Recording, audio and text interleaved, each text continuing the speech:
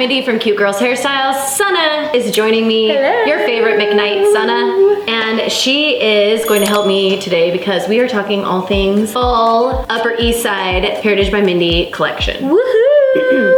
So I get so many questions all the time in my DMs about people wanting to know how it works, how we develop a collection, how we develop product. So we thought it'd be fun to walk you guys through a very, very, very, very short version of what we experienced. Just so everybody knows, how many months would you say it took to develop this collection? I mean, we started a year ago. It's a full year. The theme for fashion accessories. Yeah. If we're talking hot tools, it's usually more like a year and a half. Yeah. To 2. Yeah, so with the accessories, I mean, we start with from picking the theme to the inspo, the colors, the fabrics, the actual types of accessories, Yes. all those things, and we're about to walk you through all of it. Okay, so first let's give you a shot of what the Upper East Side collection looks like. And it's so good. Yes. It's so good. It is. Okay, so the first collection we launched was the Art of Pastel. I think that we cut our teeth on that one. Hold up. You gotta throw it back to the Art of Pastel. They have to see. That was our first collection ever. Okay, well maybe we'll throw it back to the Art of Pastel. Throwing it back, Throwing it back, maybe. Throwing it back. That one was our first experience diving into this, and I think we started a little later than we probably should have. So I feel like this is the first collection where we kind of like knew what we were doing and really pulled it all together in a really beautiful way. First up was thematic.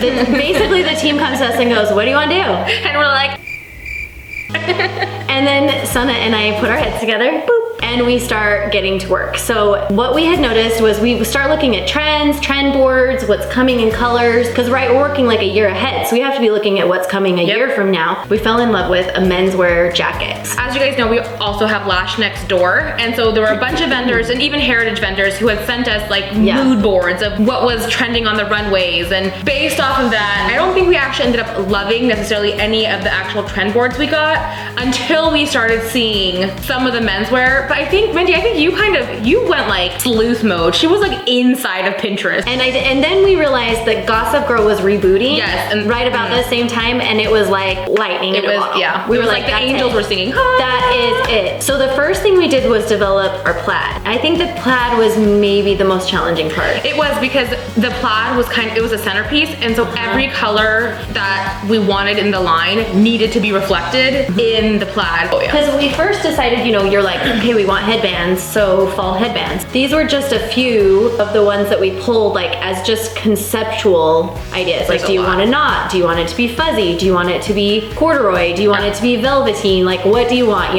So these were just some of the conceptual headbands. So we figured out we wanted a padded plaid headband. This is the actual headband. Everybody just round of applause. Round of applause. Round of applause. It's so cute. But after looking at all of those samples, we decided we wanted a padded, not too padded. I mean, first you have to test the padding, the thickness, the squishiness, all the things, but we decided padded headband. Yep. And then we started getting plaid samples. So we request samples from different manufacturers and we start getting things like this. These are all just various plaids, and it's like various materials and various colors. I'm sure that they were hoping we would just pick one off of this and go, that one's perfect. But if you assume that, you don't know us. You do not know us very well.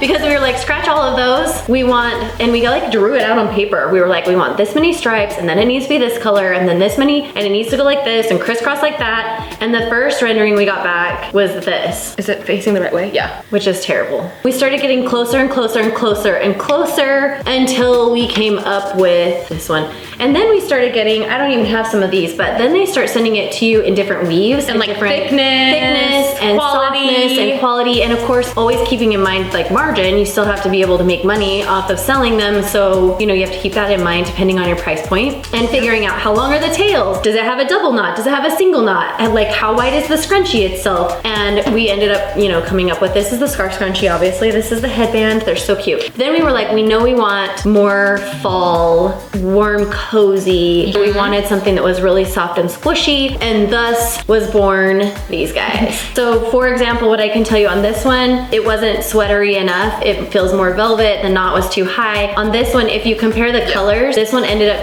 being too yellow. We felt like it was too creamy.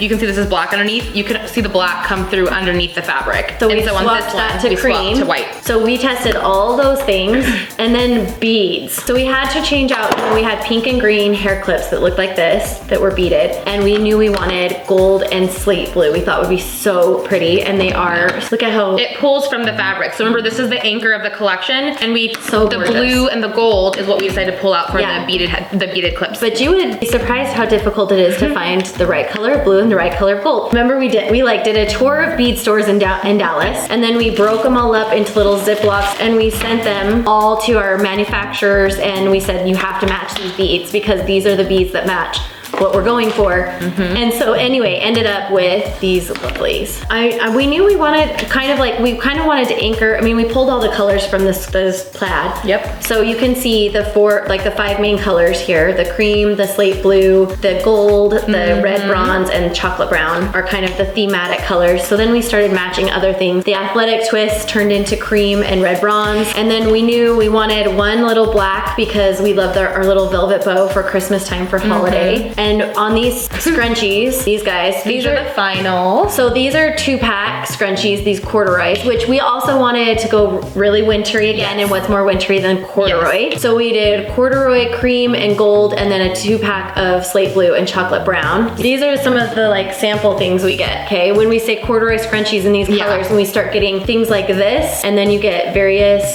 like the width of the corduroy itself is different, and then size, okay? So you get like on your satin scrunchies right here, you have to put it on your wrist and test it. Does it look good on your wrist? Does it double up in your hair and look cute? Or does it look too big and poofy? And then you have to do things like check the stitching. Is the stitching, can you pull it apart? Can you rip it? Stitching was so important. Is it stitched inside or outside? Can you stretch it and yank and pull on it without the rubber band inside breaking? Yeah. Yep. Like we do all these crazy things. So then you have finals, all the finals of all the things, and then you get it to go to packaging.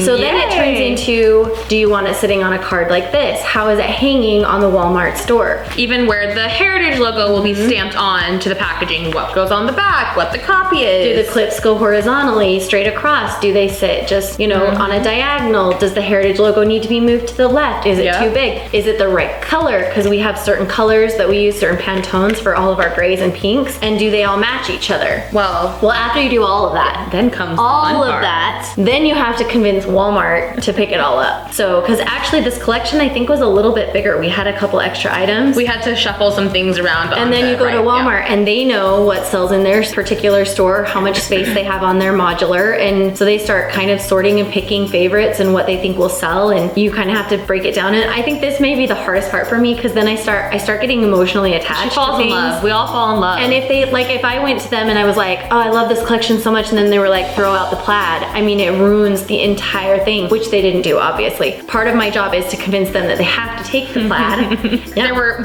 from Walmart's feedback, there were items that we ended up keeping from Art of Pastel, right? And bringing into this collection. Which like the pearl headband, because this one was selling so well that they were like, we think this would be a great holiday. So let's carry it through, and it made sense. And then some of our more daily use elastics and things like that obviously continued through. That's the making of the collection, but we're not done yet. So now you have your collection, you have your buyer bought in on your collection, you have your modular developed, and you have to create your go-to-market strategy. You go from product development hat and put on your marketer hat and photographer hat and your social media marketing. Yep, all that good stuff. So then we get to develop the campaign. We almost named it almost immediately. We were like, this has to be like a New York theme. Well, it's like Gossip Girl. But you can't call it Gossip Girl. I can't call it Gossip Girl. Lesson for all the entrepreneurs out there. Don't go taking other people's trademarks.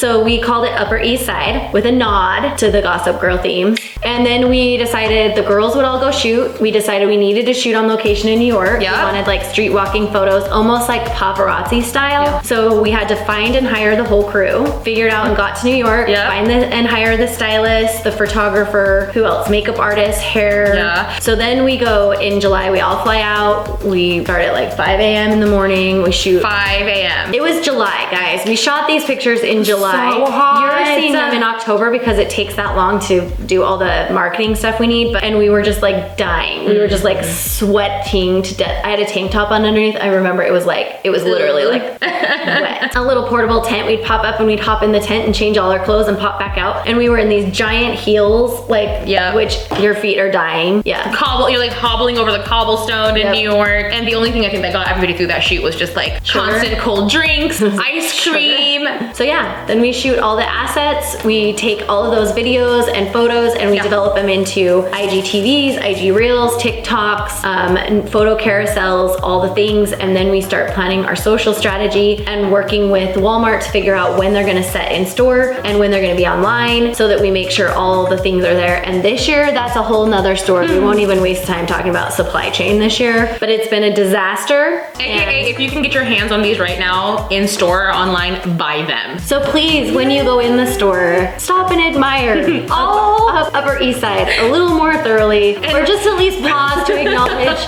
the thousands and all the thousands of hours that go into the creating of this one collection. And the thing is, like, we're doing it twice this year. Plus we're launching Hot Tools, plus we're launching new wet product. So I don't sleep pretty much. Tag Mindy and Heritage if you end up buying them, post photos on your socials, share them with your friends. We really hope you guys love this.